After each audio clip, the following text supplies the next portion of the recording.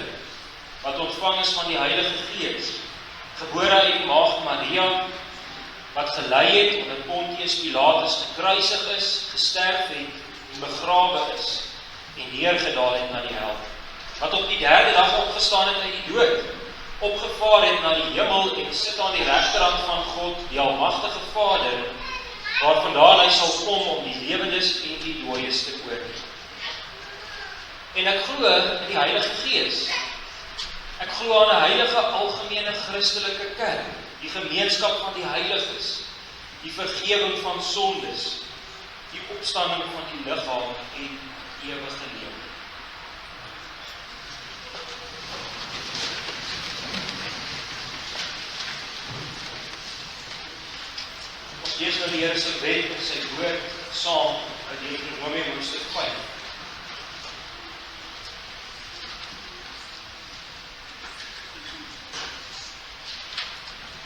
Moses het die hele Israel laat roep en vir hulle gesê, hoor Israel, die insettinge en die verordeninge wat ek vandag vir julle oor uitspreek, julle moet dit leer en dit sorgvuldig hou.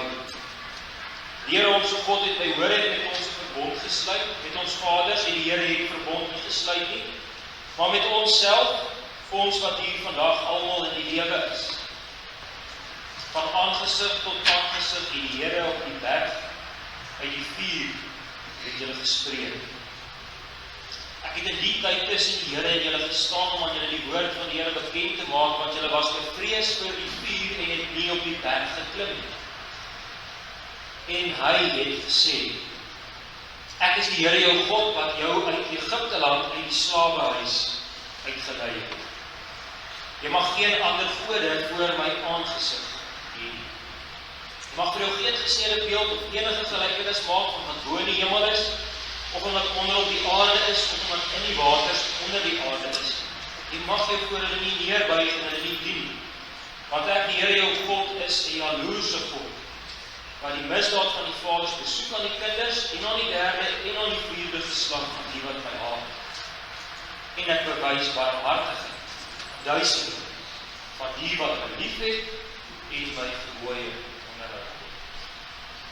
Jy mag die naam van die Here jou God nie ydelik gebruik nie, want die Here sal die een wat sy naam ydelik gebruik, nie ongestraf laat bly nie. Onderhou die Sabbatdag, dat jy dit heilig, soos die Here jou God jou beveel. Sê dan moet jy arbei in al jou werke, maar die 7de dag is die Sabbat van die Here jou God, dan mag jy geen werk. Jy of jou seun of jou dogter, of jou diensknegt, of jou diensmaagd, of jou kos, of jou esel, of enige dier van jou, of jou vreemdeling wat in jou poorte is, sodat jou diensknegt en jou diensmaagd kan rus soos jy. Jy moet daaraan dink, dat jy in Egipte land 'n slaaf is. Die Here jou God jou daarvandaan uitgelei het, deur 'n sterke hand en 'n uitgestrekte arm. Daarom het die Here jou God jou beveel om die Sabbatdag te hou.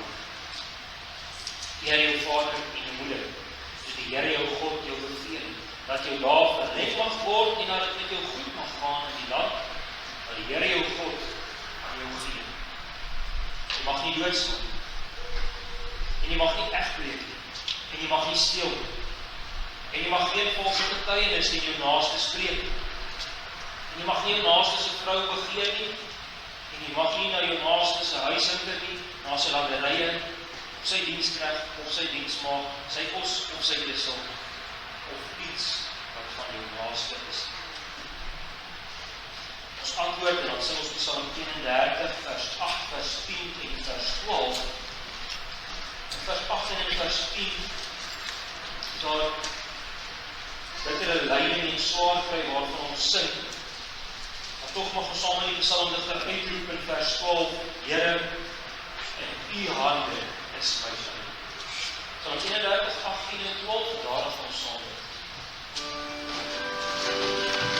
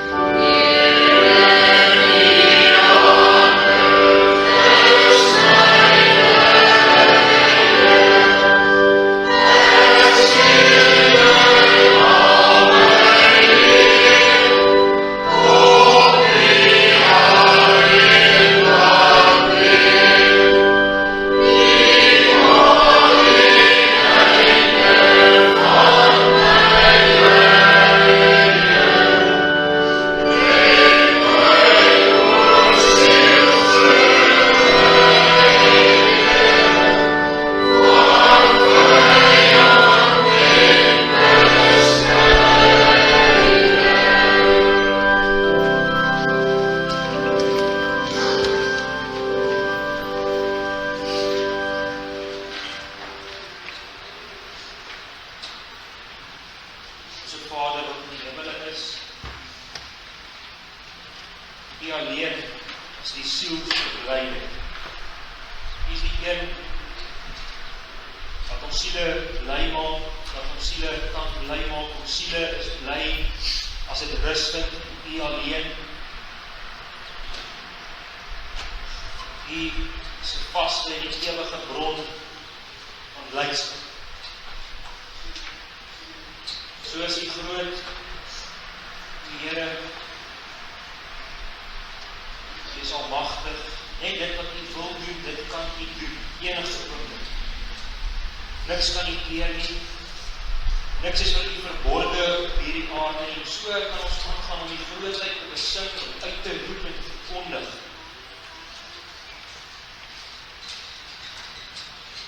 Dat ons hier tot U mag roep in die gebed. Dis sonder groot. Maar keer bid ons sommer net so ligtelik. En besef ons nie eers die grootheid van ons so in die troonsaal en in die troonkamer in te gaan. Waar dit alles rondom die stikker en glans van die heerlikheid en majesteit. Ons is opreg geseën, Here. Het ons geseën met al die geestelike seëninge in die hemel.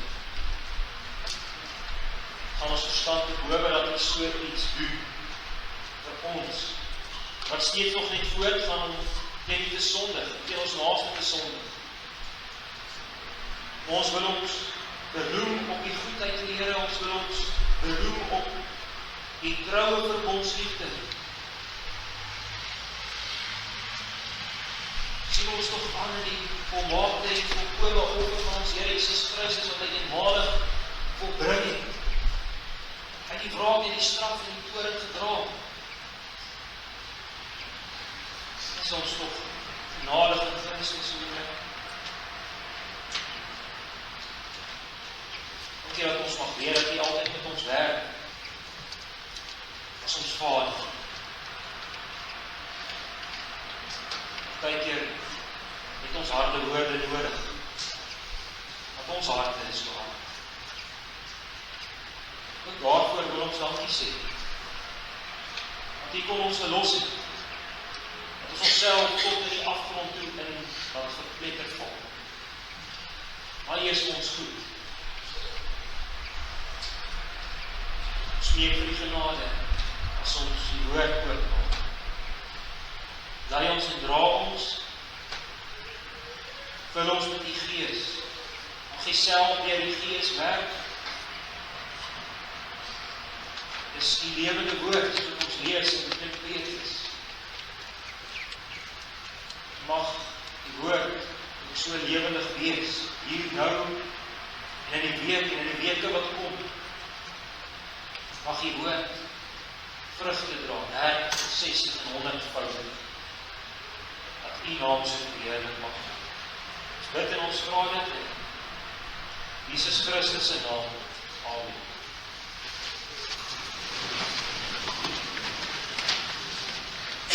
Psalm 34, daarvan vers 7 en vers 8. Vers 7, ons sing God draai sy aangesig na hulle toe, wat sy bevel weerstaan. Laat hulle naam vergaan, deur hoogste straf gerig. Psalm 34, daarvan vers 7 en 8.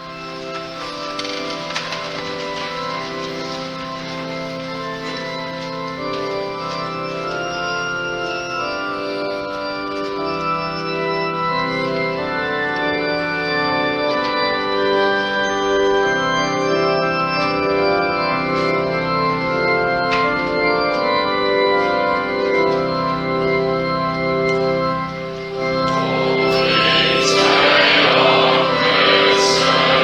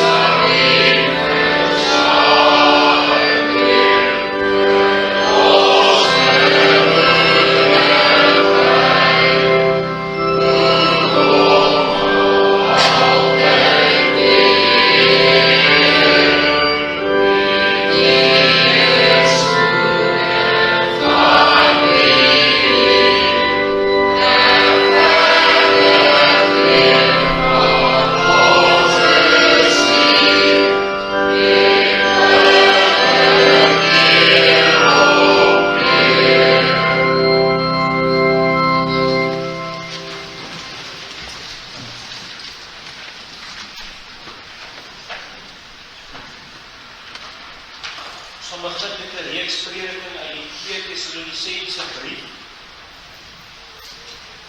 Kan ek die Bybel oopmaak by 2 Tessalonisense hoofstuk 1.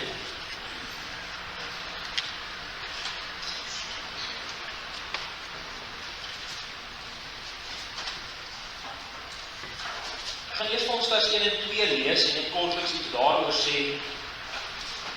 Daarna gaan ek vir ons verder lees vanaf vers 3. Vers 1 van 2 Tessalonisense hoofstuk 1. Paulus en Silvanus, die ander naam van Silvanus is ook Silas.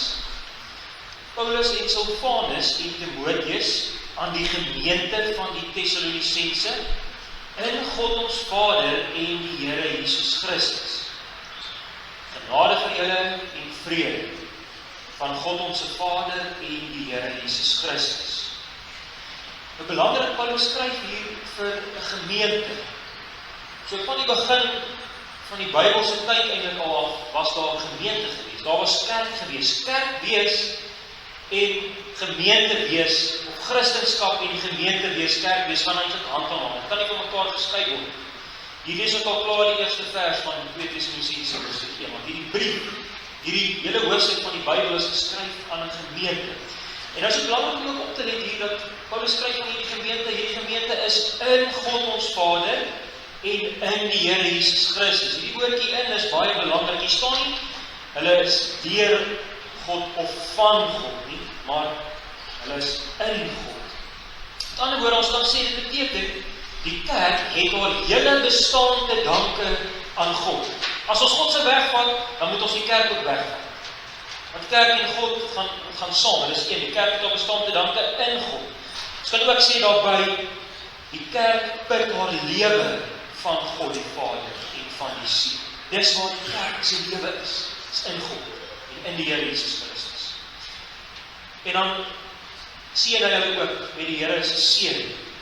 Die Here seën die gemeente, die genade vir julle, en die genade is die ganse verlossingswerk van God, die Here Jesus Christus, deur die Heilige Gees, dis genade. En daaruit kom vrede. As ons hierdie genade van die verlossing is in lewe, dan is daar by ons vrede, want ons het verlossing by ons lewe. Dis die genade vir julle en die vrede van God ons Vader en die Here Jesus Christus. Kom ons lees verder vanaf vers 3. Ons moet God altyd oor julle dank, broeders, soos dit billik is, omdat julle geloof grootliks toeneem en die wederkerige liefde van elkeen van julle almal groter word, sodat ons selfs in die gemeente van God oor julle roem, vanweë julle volharding en geloof onder al julle vervolginge en die verdrukkinge wat julle verduur. 'n teken van die regverdige oordeel van God, dat julle die koninkryk van God waardig geag mag word, waarvoor julle moet ly. Aangesien dit reg is by God om aan die wat julle verdrukking te vergelde, en aan julle wat verdruk word, verligting te gee, saam met ons in die openbaring van die Here Jesus uit die hemel, met sy magtige engele in vuur en vlam, wanneer hy wraak uitoefen op die wat God nie ken nie, en op die wat aan die evangelie van ons Here Jesus nie gehoorsaam is nie. Hulle sal as straf ondergaan in ewige verderf, weg van die aangesig van die Here en van die heerlikheid van sy stem, wanneer hy kom om verheerlik te word in sy heiliges en bewonder te word in almal wat glo in daardie dag, want ons getuienis oor julle geloof gevind. Daarom bid ons ook altyd vir julle dat ons God julle die roeping waardig mag ag en dat hy alle welgevalle aan wat goed is en alle werk van die geloof met krag volkome mag maak, sodat die naam van ons Here Jesus Christus in julle verheerlik kan word en julle in hom, ooreenkomstig die genade van ons God en die Here Jesus Christus. Nou ook ons 2 vers 1, maar ons vra julle, broeders, met die oog op die wederkoms van ons Here Jesus Christus en ons vereniging met hom, om nie gou julle verstand te verloor of verskrik te word, veral hier ons vereniging met hom. Ons gaan veral stil staan by verse 3 tot 10 van Josef.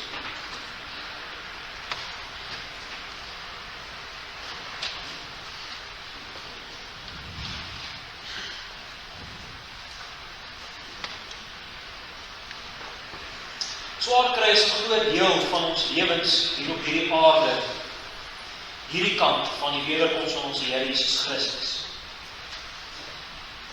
En wil ons graag handvatsels hê hoe om deur hierdie swaar tye te gaan. Dis presies hoe dit met die gemeente daar in Thessalonika gegaan het. Hulle het ook baie swaar gekry. Die gemeente is fisies, is hulle vervolg, hulle is oor die gereg gedaag. En in Handelinge 17 vers 1 tot 10, daar lees ons veral oor hierdie gemeente, waar dit geplant is. Daar lees ons hulle is oor die gereg gesleep, omdat hulle die Here Jesus Christus verkondig. Hulle het gedoen wat reg is, en dan word hulle vervolg en verdruk. Hulle het gelei. Daarom skryf Paulus ook hierdie brief aan hulle om hulle te bemoedig. Paulus sou graag self by hulle wou gewees het, maar hy kan om een of ander rede, van die omstandighede kan hy nie by hulle wees nie. En daarom skryf hy die brief, want hy wil hulle bemoedig, hy wil hulle troos, hulle versterk in die Here. Nou as jy vraag, hoe sal Paulus hierdie gemeente bemoedig? Hoe gaan hy hulle hande en hulle voete en hulle denke sterk maak in hierdie groot stryd? Dan begin Paulus deur vir hulle te skryf, buite nou vers 1 en 2, vers 3, skryf hy dat hy vir God altyd oor hulle dank. Nou dis die belangrike woorde, kernwoorde van die eerste 2 verse, vers 3 en 4, eerste deel. Begin van die eerste en die tweede brief van die Thessalonisense is nogal baie dieselfde, die eerste hoofstuk of eerste gedeeltes van hoofstuk 1. Daar's effense verskille. En dis nogal belangrik om dit op te let, en om te vra, maar hoekom is hier nou hierdie verskille in vergelyking met die eerste brief? Paulus skryf hier in vers 3 dat hy God moet dank oor hulle. Moet, dit staan nie in die eerste brief nie. En hier staan ook soos dit billik is. Dis ook iets niets wat hy hier bystaan. Nou as ons dit die eerste keer lees, dan kan dit nogal klink asof Paulus onder dwang vir die Here moet dank, asof hy nou sê, ek moet seker nou maar God dank vir julle. Dit sou seker maar nie die regte ding gewees het om die Here te dank vir julle. Klink 'n bietjie asof dit onder dwang gaan. Ons kan dit so verstaan. Maar wat hier eintlik staan, is juist die teenoorgestelde. Paulus besef, hy kan nie anders as om vir God te dank vir dit wat gebeur het in hierdie gemeentetjie nie. Wat gebeur het in hierdie gemeente is bo mense. Mense sou dit nie kon bereik het nie. Mense kan dit nie bewerk nie. En dan sê Paulus, maar ek kan nie anders nie. Ek moet God dank. Dis net God wat al die eer kan en moet ontvang vir dit wat daar gebeur in jou. Dit sou heeltemal verkeerd gewees het as Paulus nie God gedank het. Vers 4 is baie duidelik dat hulle vervolg word en dat hulle baie verdrukkende verdien. En hulle kry net 'n bietjie so, en daar's klomp dinge wat gebeur wat vir hulle swaar is. Dis swaar tye vir hulle vir hierdie klein gemeente. Maar wat gebeur dan met hierdie gemeente? Mense het nogal gedink dat hierdie gemeente gaan waarskynlik doodloop. En dan sou almal in die tronke gegooi word en sommige word ook self doodgemaak of hulle gaan seker uit mekaar uitspat en dan gaan niks oorbly van hierdie gemeente nie. Dis miskien wat ons nogal dink sou gebeur. Maar juist nie. Ons lees hier dat hulle geloof grootliks toeneem. Dis ook ietsie anders vergelyk met die eerste brief. Dan oor ten spyte van al hierdie vervolging en die verdrukking het hulle geloof toegeneem. Hulle geloof neem grootliks toe. Hulle het gegroei in hulle vertroue op die Here. Hulle het besef dat hulle werklik hierdie groot God en Here van hulle ten alle tye kan vertrou met alles. Hulle swaar kry was vir hulle geestelik baie goed gewees. Nog iets anders is ons lees hulle liefde is ook in die eerste brief, maar hier staan, hulle liefde het groter geword. Vers 3. Wat 'n liefde? In vers 3, as ons in die oorspronklike taal lees in die Grieks, is dit eintlik al 'n bietjie lomp, want letterlik staan daar, die liefde van elke een, van julle almal, tot mekaar. So, hulle liefde van elke een van hulle, tot elke een van die ander lede van die gemeente het groter geword. Weer besef ons, hulle swaar kry was vir hulle geestelik. Geestelik was hulle swaar kry vir hulle baie goed gewees. Dit is belangrik om op te let. Paulus dank God hiervoor. Het is belangrik om op te let dat hy God dank vir alles wat daar gebeur. Ons lees ook hier dat hy God dank vir hierdie spesifieke dinge, vir hulle geloof en vir hulle liefde en vir hulle volharding. Nou, kan ons die vraag van onsself afvra, waarvoor dank ons die Here in ons gebede?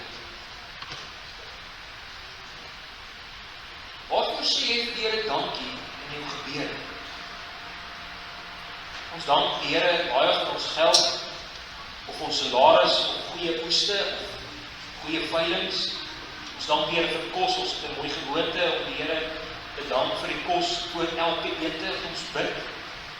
Of ons dank die Here dalk vir my huishouding wat goedgekeur is, of vir my nuwe karsnetels, of dalk vir gespaarde lewens, waar ons nou 'n ooming gehad op die pad, ons gevaarlike paaie. So kan ons ook nog klomp ander dinge doen.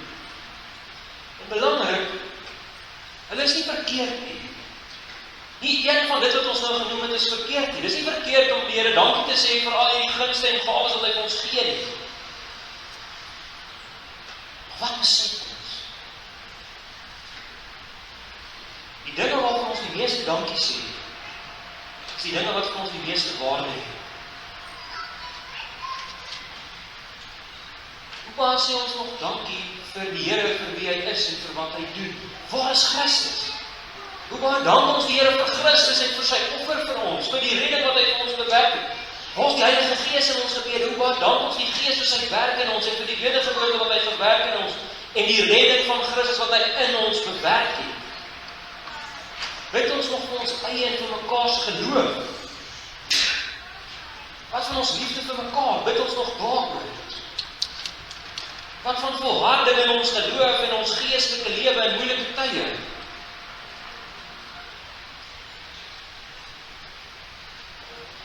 Wat is vir ons die belangrikste in ons lewe? Materiële dinge of ons geestelike dinge? Ons geestelike lewe.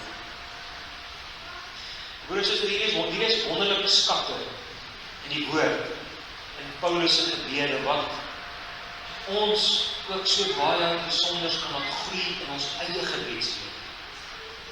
Sien dit raak en bou hierdie dinge in jou eie gebedslewe. Geestelike dinge is dinge wat baie meer saak maak as ons aardse dinge wat gaan vergaan. Leer so baie uit Paulus se gebede en uit die woord uit vir ons eie gebede.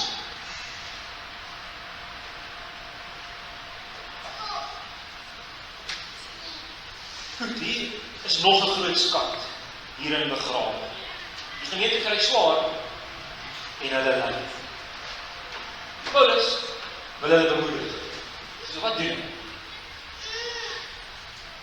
Paulus doen hy hier en hy sê vir hulle, "Sjoe man, mooi julle doen goed om so te groei in julle geloof en om so te groei om meer en meer vir mekaar lief te wees. Mooi man julle, wel gedaan, hou so aan, julle doen goed."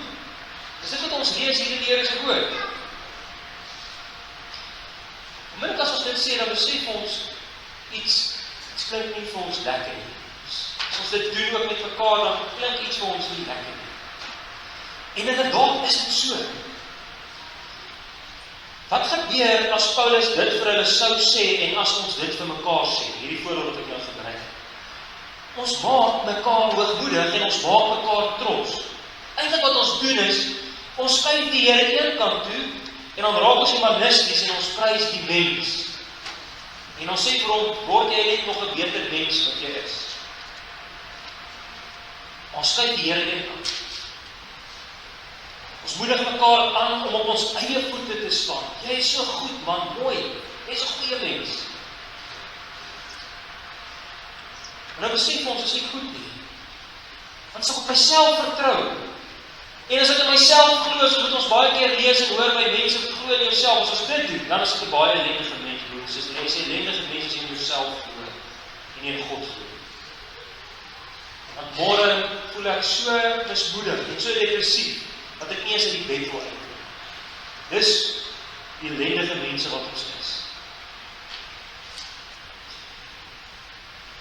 So wat doen ons dan baie keer, so dis die een kant, ons besef is nie goed nie, wat doen ons dan baie keer ook, ons bly dan maar eerder stil. Ons wil nie mekaar hoogmoedig maak nie, ons weet is nie goed nie, dan bly ons stil. Maar dan moet ons mekaar ook sê, dis ook nie goed nie, broers, dit is ook nie goed nie. Want ons kry swaar, en ons ly, en ons het mekaar nodig. Dis ook net so verkeerd om stil te bly en dat ons mekaar maar laat ly in stilte. Die Engelsman sê suffer in silence, ons los mekaar maar dat ons maar suffer in silence. Elkeen dra maar sy eie pakkie en dis nou maar so. My suster, daar's 'n beter weg. Of miskien moet ons ook sê, daar's die regte weg. Paulus sê vir hulle die volgende: Ek dank die Here dat julle geloof so toeneem en dat julle liefde vir mekaar so groei. Die belangrike woord is, ek dank die Here. Ek dank die Here vir die mooi gawe van omgee wat die Here vir jou gegee het. Broer, volhard daarin. Of suster, ek dank die Here dat jy so gegroei het in jou stryd teen daardie sonde van jou. Dank die Here daarvoor. En dat ons dit dan mekaar ook doen in ons gebede, dat ons die Here dan ook daarvoor dank. Belangrik, Paulus sê hierdie vir hulle. Hy sê dit vir daai gemeente. Hy skryf dit in hierdie brief vir hulle. Hulle kon dit elke dag gelees het, baie verskillig gesê, ek dank die Here. So ons kan God dank vir sy wonderlike werk onder ons en in ons. En dit kan ons ook vir mekaar sê. Ek dank die Here vir hierdie of vir daardie, om so mekaar te bemoedig. Dan ondersteun ons mekaar in ons swaar kry en in ons lyding. En ons bou mekaar op. Belangrik in die Here. Bemoedig mekaar en ons bou mekaar op. Sterk mekaar in ons swaar kry in die Here. Ons dank die Here vir die werk wat hy doen.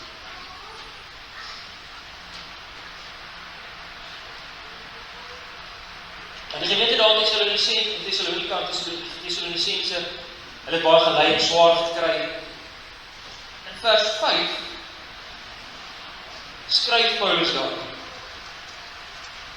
dat dit 'n teken is of 'n bewys is van God se regverdige oordeel. Nou hierdie vers 5 is 'n moeilike vers, moeilik om te verstaan. Maar dit is ook die diep skatte in hierdie vers 5. Hy sê dit is 'n teken of 'n bewys van God se regverdige oordeel, of dalk effens eenvoudig gesê, sê Paulus deur die Heilige Gees inspireer, dat hulle lyding 'n bewys is daarvan dat God regverdig is. Of dalk is dit nog 'n bietjie eenvoudiger probeer sê Paulus dat dit reg is volgens God dat hulle ly en swaar kry. Hy sê dit is reg volgens God dat hulle ly en swaar kry. En broers, dit is woorde wat nogal teen ons grein ingaan. As iemand onregverdig ly en swaar kry, dan is gewoonlik die eerste ding wat by ons gebeur is, ons word kwaad. En miskien ook tereg. Ons lees wel dat hierdie gemeente het ook onregverdig gely en swaar gekry. Hulle het net die Here gedien en hom verkondig en dan is hulle in die tronk gegooi. Of as 'n medegelowige of 'n familielid swaar kry, dan wil ons net hê daardie swaar kry moet so gou as moontlik verbygaan. Ons wil nie ons mense moet swaar kry en ly nie. En hier sê Paulus dat hulle lyding teken daarvan is, bewys is daarvan dat God regverdig is. Hoe op dese aarde? Broer, suster, kyk hoe goed was hulle swaar kry vir hulle gewees. Ek sê dit weer. kyk hoe goed was hulle swaar kry vir hulle gewees. Ons het reeds al by stil gestaan. As ons hierdie brief se begin vergelyk met die eerste brief, 1 Tessalonisense, dan dank Paulus God vir die feit dat hulle geloof het toegeneem en dat hulle liefde vir mekaar groter geword het. So kyk hoe goed was hulle swaar kry vir hulle gewees. Dit het veroorsaak dat hulle geloof gegroei het en hulle liefde vir mekaar groter geword het.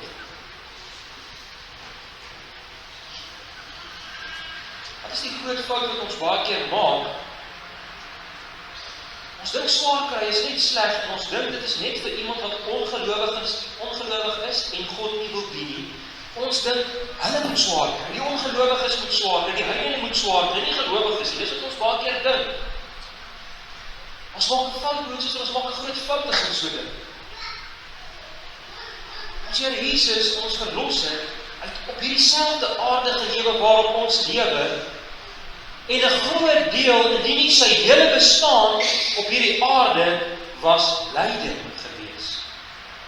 En Lukas 24 wys die Here Jesus vir hierdie Emmausgangers uit die skrifte uit, met ander woorde uit die Ou Testament, wys hy vir hulle dat die Messias, die Christus, moes ly. Hy het inderdaad buitekant die poort gelei, Hebreërs 13. Hy het helse lyding deurgegaan. Daar die Golgotha hemel. En dit is so, daardie lyding gaan ons, as ons in Christus is, daardie lyding gaan ons nooit hoef deur te gaan. Ons lewe word nie gevry word van swaar kry nie. Dis die voorspoedsteologie en die voorspoedsgodsdienst dwaalleer, wat sê, ons is nie veronderstel om swaar te kry. Inteendeel, hoor wat lees ons in Handelinge 14. Daar bemoedig Paulus hulle ook en sê vir hulle, of die Handelinge brief ons lees daar, Paulus wat vir die gemeente daar sê, vir die ouderlinge of wie hy dit daar sê in Handelinge 14, hy sê, ons moet deur baie verdrukkinge in die koninkryk van God ingaan. En moet daar baie verdrukkinge wees in ons lewens, dit gaan daar wees. Broer en suster, hoor net die woord van Filippense 1 vers 29. Daar staan, omdat dit aan julle, terwille van Christus, genadiglik gegee is, om nie alleen in hom te glo nie, maar ook vir hom te ly. Dit is aangrypende woorde. Die staan in Filippense 1, om te ly vir die Here is genade. Ons lees ongeveer dieselfde in 1 Petrus 2, dis genade by God om te ly, terwyl ons steeds volhard om die regte ding te doen. Petrus wil hulle bemoedig om steeds aan te hou om die regte ding te doen, en as hulle dan ly, dan is dit genade van die Here.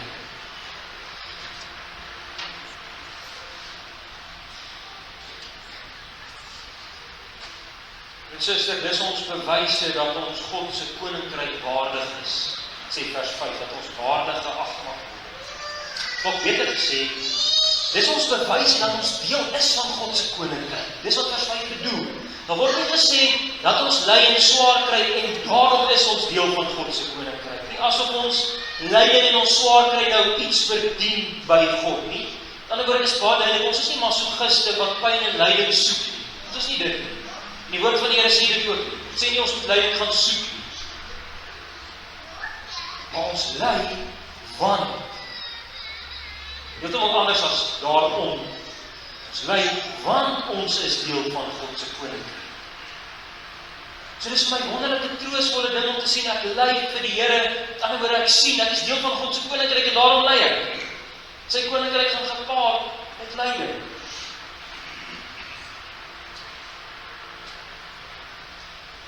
Burger van God se koninkryk wat swaar kry en ly, gaan blymoedig swaar kry. Ons weet, ons het 'n baie groot God en Vader aan ons en in ons werk deur sy Gees. Ons word nie gestraf nie. Daardie straf het Christus gedra op daardie vloekant, die Golgotha hemel, veral daar. Het hy die straf gedra, ook die res van sy lewe, maar veral daar op die kruis het hy die straf gedra.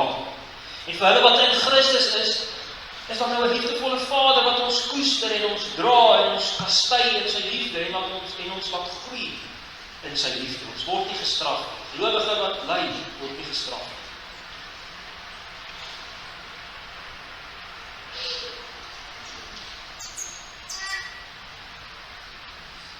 Ons nog 'n verdere troos en 'n bemoediging. Die begin van die pad is lyding. Maar die einde van die pad, broer en suster, is heerlik. Wat die woorde van Romeine 8 vers 16 en 17, die Gees self getuig saam met ons gees dat ons kinders van God is, en as ons kinders is, dan is ons ook erfgename God en mede-erfgename van Christus, as ons naamlik saam met hom ly, sodat ons ook saam met hom verheerlik kan word. As ons saam met hom ly, sodat ons ook saam met hom verheerlik kan word. Dan word ons is deel van God se koninkryk en daarom is al lyding. Ons kan weet dat die Here besig is om ons voor te berei vir heerlikheid. Die begin is lyding, maar die einde is heerlikheid. Die eerste deel gebeur nou, en dit is die waarborg vir die tweede deel, vir die heerlikheid wat sal kom. Dis veral wat Paulus beskryf in vers 7. Ons weet is ons in vers 7 ons leer. En Paulus skryf dit daar veral met die woordjie verligting. Daar's verligting op pad. Ons gaan sê, daar's rus op pad. Paulus, maak ons eerder sê, Heilige Gees wil die gemeentetjie daarso bemoedig, en hy wil hulle opbou in hulle swaarte deur vir hulle te sê, dat die geskiedenis gaan nie in sirkels. Dus die Heilige Gees en Paulus bemoedig hulle nie en sê vir hulle, toe maar, byt net vas, dan moet ook weer beter tye kom. Vir elke slegte tyd moet ook weer 'n goeie tyd kom, het sal weer beter word, byt net vas, daar's opdraandes en daar's agterdraandes.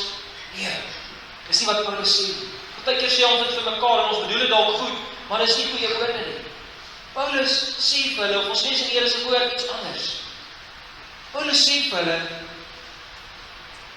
daar gaan 'n einde kom aan al hierdie swaar. Daar gaan verligting kom. Wanneer gaan dit wees? Wat moet ons dalk eers net vra, wat is hierdie verligting? Is dit 'n paradys wat uit die hemel gaan neerdal met goue strate en die beste kos en net vakansie heeldag en die lekkerste aardse lewe wat jy jou kan indink? Is dit wat die verligting gaan wees? Nee. Wat lees ons in vers 7? Die verligting kom wanneer die Here Jesus Christus geopenbaar word in al sy heerlikheid en in al sy krag en in al sy skoonheid. Dis die verligting wat kom. Christus wat geopenbaar word. Hy is ons verligting, broer en suster. Die Here is ons verligting, nie materiële dinge nie. Gaan veral eendag so wees, maar is nou reeds so. Dit wil reeds begin. Daar's verligting en rus by die Here. Kyk wat sê vers 10. Jesus Christus gaan kom en dan gaan hy, deur Jesus Christus, hy gaan verheerlik word in sy heiliges, in sy kinders, in sy koninkryksburgers wat nou ly en swaar. Hy gaan bewonder word, sê vers 10, in almal wat glo in hom. Hy staan nie dat die Here Jesus verheerlik en bewonder gaan word deur sy heiliges nie, vers 10 en vers 9. Ons gaan nie net toeskouers wees wat gaan staan. Hier staan in. Hy gaan bewonder word in almal wat glo. As ons die beeld van elektrisiteit kan gebruik, dan gaan die stroom, daardie spanning, daardie elektriese stroom, gaan deur ons gaan. Dan gaan in ons iets gebeur. Ons hele wese gaan ons Here verheerlik en hom bewonder. En so sal ons vergeet om ons oog te hou op die wenpaal. En daardie wenpaal is die Here Jesus Christus wat gaan terugkom en in al sy heerlikheid ten volle geopenbaar gaan word. Bekend ten volle in al sy heerlikheid gaan hy bekend word. Ons verloor die Here uit die oog uit en dan begin ons om in hierdie wedstryd of in hierdie hardloopwedstryd begin ons om oor al die bane te hardloop en ons weet nie meer waar toe ons hardloop. As Here hier en hy gaan verligting bring en dis by hom. Nee, dis in hom. Hy self is ons verligting.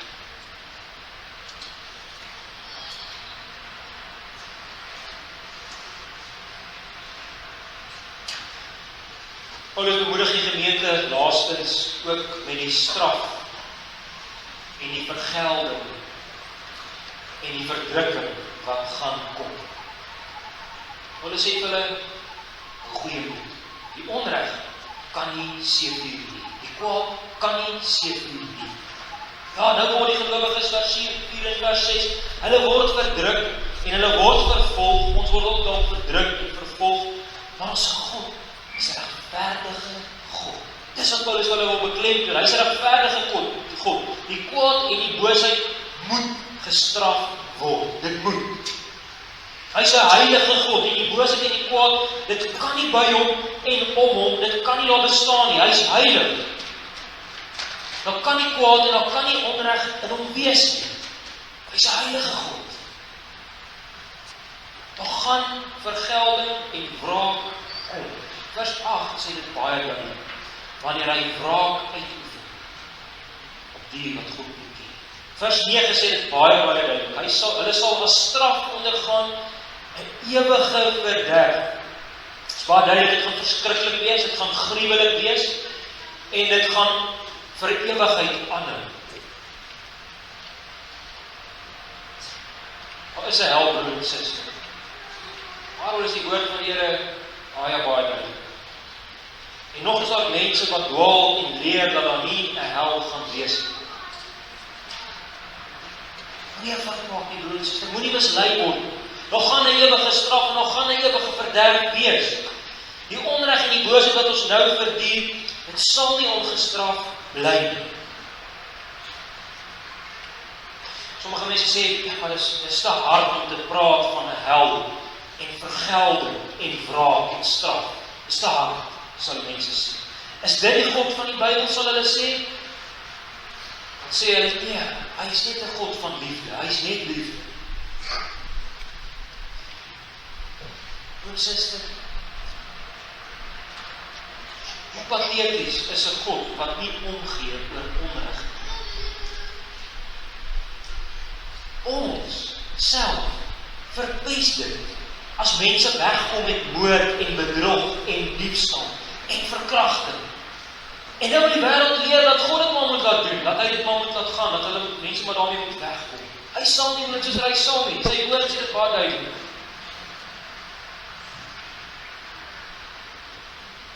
Hy is 'n God van liefde, maar hy is ook 'n regverdige God. Hy is ook 'n God van wraak, straf. Hier sit ons in ons wonder, maar wat van my woord? Of het jou woord gepleeg? Of hoeveel mense het ons nie al in ons gedagtes doodgemaak? Of wat van my diefstal? Ag, ons steel maklik. Jy moet net slim wees dat niemand jou kan uitvang. Asof God nie weet nie, maar 'n ou klein voetjie is wat ons kan manipuleer. Of wat van my verkrachtings in my gedagtes?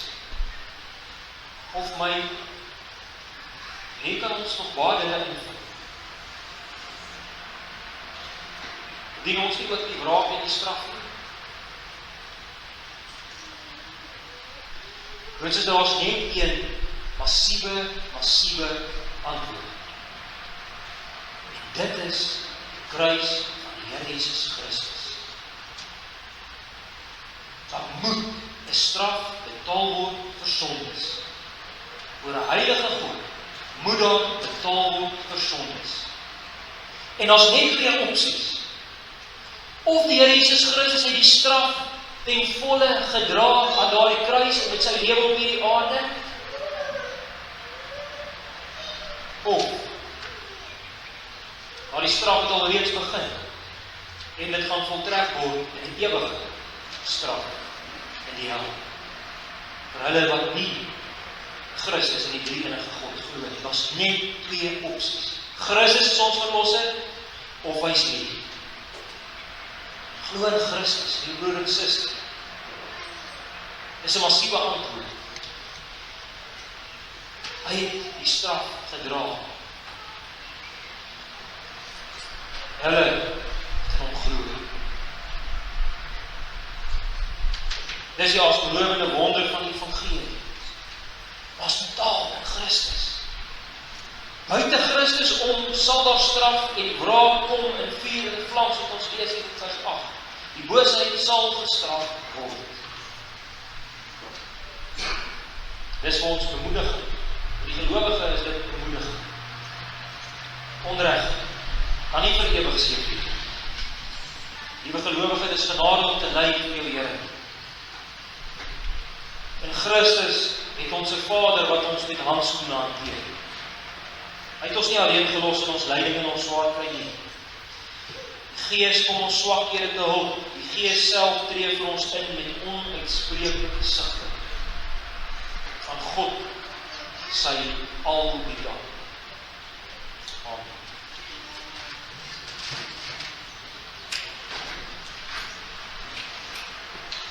Ons antwoord op die woord van die Here en dan sing ons saam Psalm 94, waarvan sing ons vers 1 en 2 en daarna gaan ons saam bid vandag.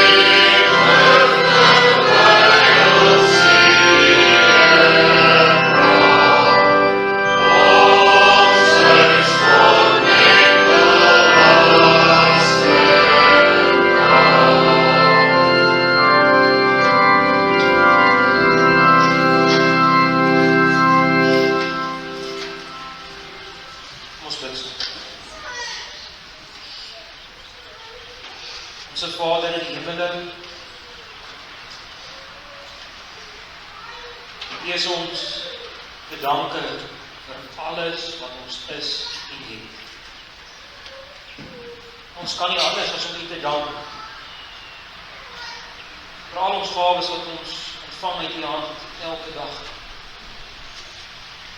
Veral, o Here, wil ons U dank vir die geestelike seëninge waarmee ons geseën het uit die hemele. U het ons uitverkies, nie omdat ons so goed is nie, maar omdat U so genadig is. U het die Gees gestuur om in ons te werk, U het ons aangeneem as U kinders. U het ons in Christus ingeplant deur die kragtige werk van die Heilige Gees. So kan ons baie dinge opdoen. U het ons weer met U self een gemaak. Die straf wat Christus gedra het. U was vir ons goed. U is vir ons goed, Here, toe U ons uitgered het. Die dood, ewige hel. Dis wat ons verdien. Sien dit elke dag van ons lewens raak. Die stryd en die sonde is groot in ons. Here, bewaar ons daarvan dat ons die bloed van Christus sal vertrap. Skenk ons tog berou bekering. Weg van en uit ons sondes uit. Mag ons lewens omkeer. Keer ons lewens om deur die Gees en deur die woord, Here, dat ons sal wegvlug van die sonde af en na U toe sal vlug, waar dit vir ons goed is. Dis wat ons wil doen, Here. Ons sukkel om die goedheid en die heerlikheid te ken. Ons dink baie keer is ons beter by aardse dinge, by geld en by materiële dinge en by mense. So sal ons 'n klomp dinge opdoen. Ons besef nie hoe heerlik en hoe goed is dit vir ons by U. Wees ons genadig, Here. Dankie vir die sonskyn daar buite, na al die reën. Dit is weer 'n gawe uit U hand. En U is vir ons goed. Die beproewings is goed vir ons. Ons sukkel om dit nie te mors nie. Baie keer mors ons dit en vlug selfs dan nog nie eens na U toe. Ons kan nie bly vir die genade, Here. U is vir ons goed. Mag ons oë gerig en gefestig hou op Christus. Dis die anker vir ons siele. Dis die hoop en die moed elke dag weer te lewe. En sy perfekte en volkome offer kan ons opstaan. Ons roeping uitleef elke dag. U is vir ons goed, Here. Wees met hulle wat swaar kry, ons dankie vir gespaarde lewens, ons dankie vir genesing wat U ook gegee het. Moedig hulle tog wat swaar kry, dra hulle met U groot beloftes. Ons bid dit alles in Jesus Christus se naam, ons Here, ons bidder. Amen. Voordat die Here ons wegstuur met sy wegstuur, sing ons saam Psalm 7, waarvan die 4de vers. Sing van God se gramskap, dis sy heilige woede, sy braaf. Ons sing van die Here wat kom met sy vonnis. Psalm 7, waarvan die 4de vers.